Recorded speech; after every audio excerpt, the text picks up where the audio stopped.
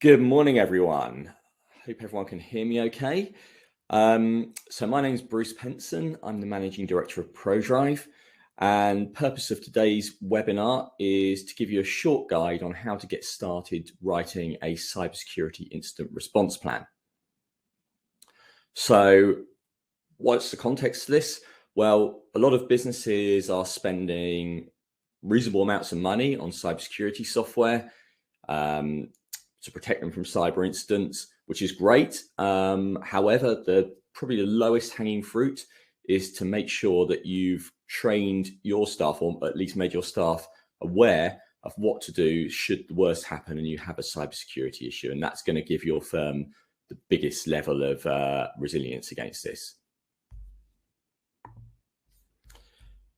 So just to get started, going to put a little bit of context around why you should be protecting your firm against cybercrime and why you should have response plans. So a few newspaper articles there, or website articles from recent weeks. But I think the point here is that cybercrime is continuing to increase. It's not going to change. Everyone is a target. And I think some of the more worrying trends as well is that we're getting some of these, what we call nation state attacks now, a number of being linked to Russia, but they are affecting all businesses. They're not just targeting large organizations. So the underlying message here is it will happen to you, no matter how well protected you are.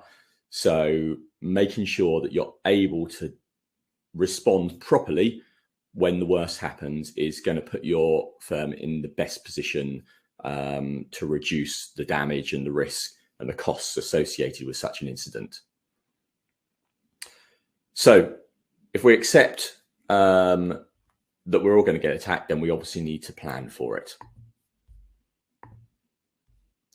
So why do you need a plan? Well, as I just said, it will limit the damage from an attack. An attack's probably going to cost you something in terms of time and money. If you don't have any kind of plan in place, that could be very significant. You need to be able to communicate very clearly with your team when an attack happens. So people are naturally going to be concerned, panicking, wondering what the implications are. If you know what you're going to do beforehand, it's much easier to be clear and consistent with your communication. Speed of response is obviously critical, particularly if someone's hacked into your systems or you've had some kind of ransomware. Again, much quicker to respond, much easier to respond if you know what you're going to do beforehand. So now a lot of businesses have probably got cyber insurance as well, or maybe you're signed up to some sort of governance, or you've got a scheme that that your business has to be a member of. A lot of these people now are expecting you to have a plan in place. So if you have a cyber insurance policy, that's probably going to be in the next renewal, they'll be asking you about this.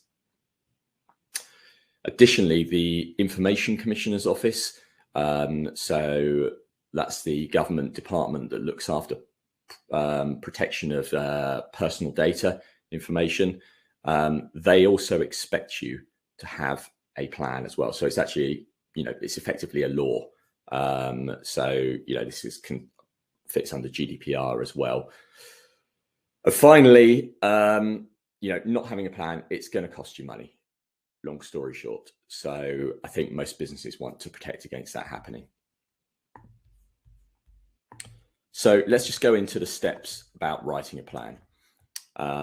So I've broken this down to 5 steps and we'll just go through those now. And I should say, by the way, that if you do have any questions, I'll answer those at the end of the webinar. Just put them in the chat and we'll go through them when we get there. So the first thing you need to do is to write out what the scope is of this plan. So that's essentially saying what events trigger the plan to go into action. Now, I've put some examples there, which are fairly standard, but there might be other things that you have, i.e. that you breaking some kind of industry code or whatever it might be. You should note that a cybersecurity incident doesn't necessarily mean it's a cyber attack. It could be, for instance, someone getting access to information they should not have access to. So just think about that fairly carefully, because your plan is there to protect your data and your business. Now, the second step is to document what's going to happen straight away after one of these incidents that you've put in the previous slide under the scope happens. So what are you going to do? So obviously these are not going to be universally the same for every type of cyber incident, but you want to put down the things that you expect people to do, whatever the case may be. Now, obviously, a cyber attack is going to be one of the main ones, so you need to make sure that your initial response, so isolating devices, changing passwords, that kind of thing, will help prevent the spread of any attacks. It's really, really important. Remember, in this case, that the person who's experienced the cyber incident, particularly most likely an attack, is probably going to be panicking at this point in time. So to have this stuff documented and available to them, it's really, really important. So you should ensure that these initial actions are easy to hand, whether it's in someone's laptop bag or on the wall near their workstation, wherever it may be. So the next part of the initial actions is recording and reporting the incident. So it's really, really important that you get all the correct details down. Again, if someone's panicking, they might not do this. They might not remember to write everything down. They might not know what they need to communicate. So you need to provide them some kind of form for doing that. That can be an online form, but obviously if someone's having a ransomware attack, for instance, that might not be a sensible or even remotely possible way of them getting access to the form. So having printed versions of it available, again, in a laptop bag or around the office is another way of doing it. And for instance, you could use other ways of communicating that as well. Email is probably going to be your first route of communication, but again, that might not be possible or preferable depending on the attack. So you might provide WhatsApp as an alternative, but you do need to document this so the person completing the form knows what to do with it once completed. You also need to document who should receive the form as well. So who's it being reported to? Is it your IT company? Is it a cybersecurity representative within your business, a director? This will depend on your business, but it needs to be really clear to the person who's reporting the incident, who's had the attack, what they need to do with that information. You've had a cybersecurity incident. There's been a set of initial actions, isolate a computer. It's all been reported to whoever your point of escalation is within your business. So what happens then? So you need to have documented what your process is to manage the incident once it's up and running. Now, my suggestion is that this is not necessarily something that's done by your IT team, whether it's outsourced or in-house, but this involves or is headed by someone senior within your business, perhaps a director. And that person's going to be coordinating a team of people who carry out a series of actions. So in terms of what you need to do, you need to assign, obviously, responsibilities to people in your team. And those people are going to be going out and communicating both with people within your business as to what they should be doing, but also to maybe to your clients as well, to suppliers. So there's a lot of people, insurers, there's a lot of people you need to communicate to. And those people are going to come back with questions. They might come back with actions, and you'll need to field those questions and deal with them appropriately. Most likely, if you do have a cyber attack, for example, a lot of the communication is going to be with your insurance company. They will have lots of questions. They'll probably assign some people to your case, and you'll need to be in regular contact with them and have someone assigned to do that. So make sure you work out who your team's going to be. That might not be the same people in all instances. People could be on holiday, so make sure you have some deputies, and make sure you know who's going to be heading that team and assigning all the tasks. Now, we'll talk in a second about the contacts, and you should have those documented. But make sure you know who's going to speak to internal staff, who's going to speak to your IT people, who's going to speak to insurance, who's going to speak to clients, and how you're going to make all that communication as well. One other thing, sorry, I should say about the management process is you need to document how you're going to meet your team as well, and how frequently you're going to meet them, where you're going to record your notes, that kind of thing.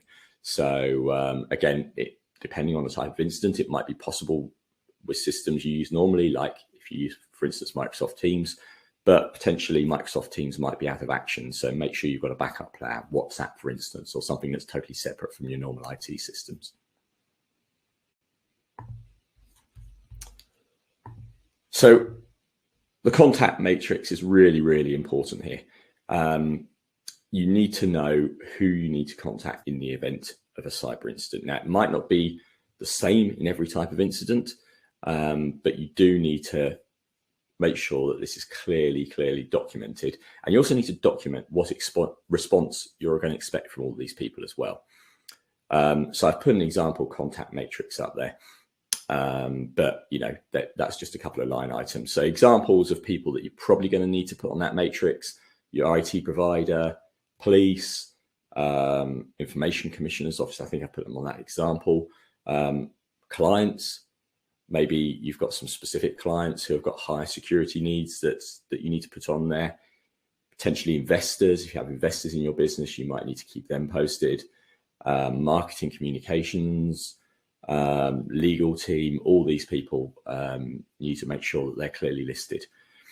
And remember this, that you might be thinking, okay, I don't really want to tell my clients if I have a cybersecurity incident. But for example, say you had a ransomware attack and some data was removed from your system or copied from your system.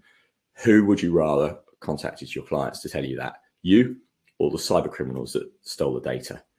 So I think probably all know what the answer to that is. So it's actually better to show you're in control of the incident. If you think there's any risk at all that data has been taken off your system or copied from your system or viewed, then you really should be thinking about informing the people to whom that data relates. And remember now, I think most people these days appreciate that it's not necessarily the fault of a business if they have a cybersecurity incident. What you want to do is to make sure that you're reducing the risk from that incident happening. And I don't think it would be considered necessarily you to be at fault just from having the incident now. So that brings me to the end of the presentation here.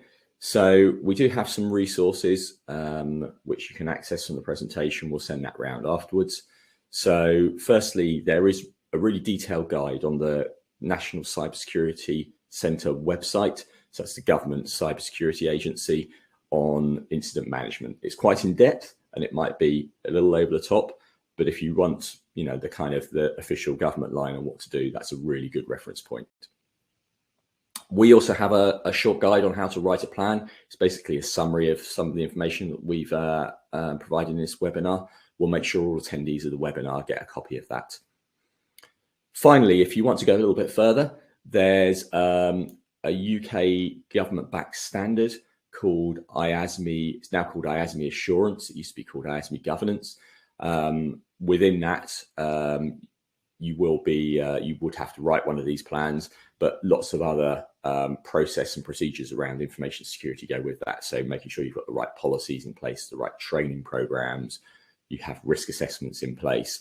And if you really want to make sure that you've got a really good framework in place for your business to manage cybersecurity risks and protect your data, we really recommend going down that route and looking at it. So I've put a link in there also to the IASME website, and you can go and view that information and what the standards involves. ProDrive are also a certification body for that, so feel free to get in touch if you'd like some more information. So that's me done now. Happy to take any questions. Right, so we've got one now. It says, what is the best way now to avoid a cyber incident in your business?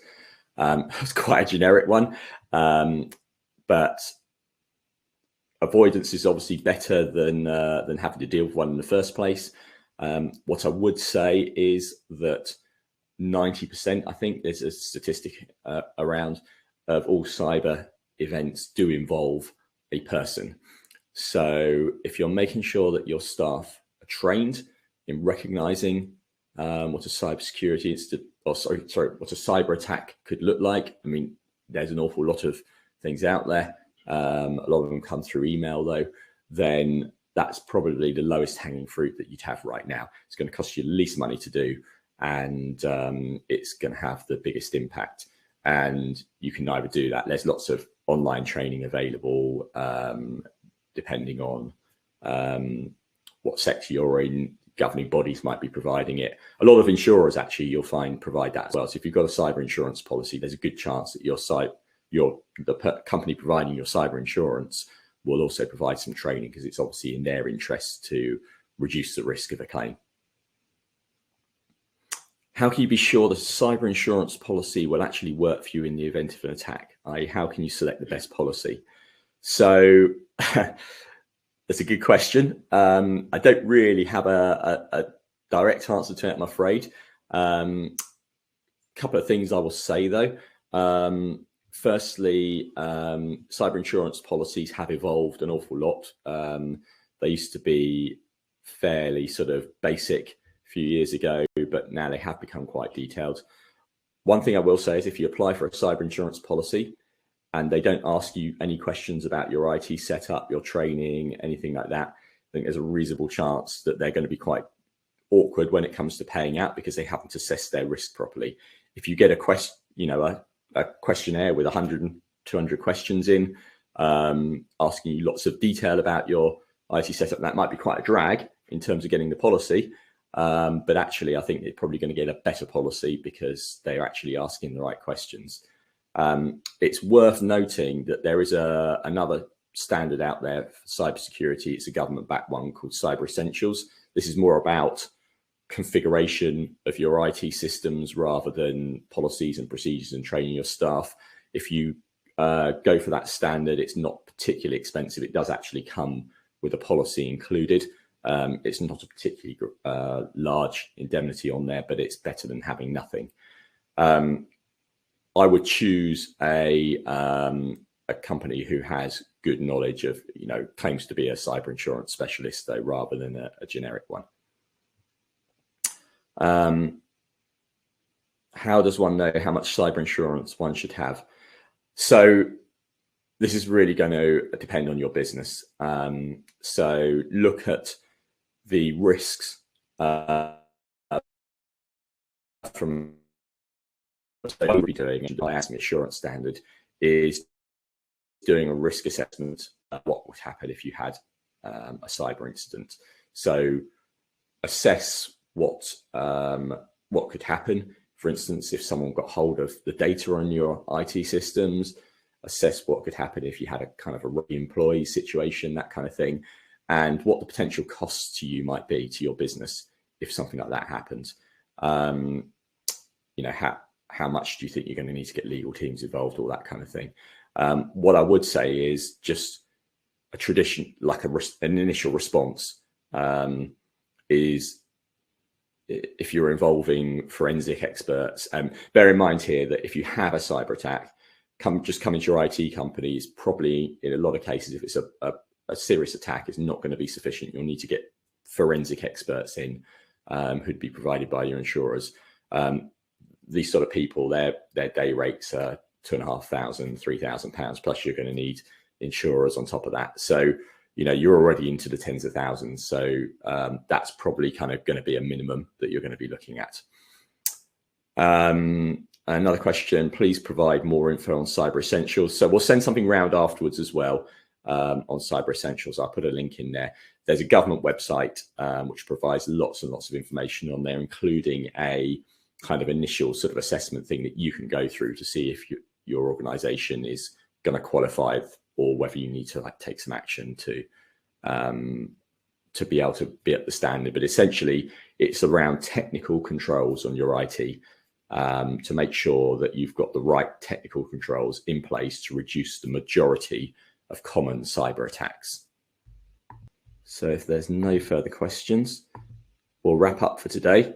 My contact details are, there they are, on the end of the slides as well, which will go around. So feel free to get back in touch if you have any further questions, you'd like any clarification, any more information on the subjects that we've covered today. So with that, I shall thank everyone for attending. And if you'd like to know any more information on writing one of these cyber security incident response plans, you obviously have our contact detail. Please feel free to get in touch with me or just get in touch with anyone else at ProDrive. Thanks for your time. Bye.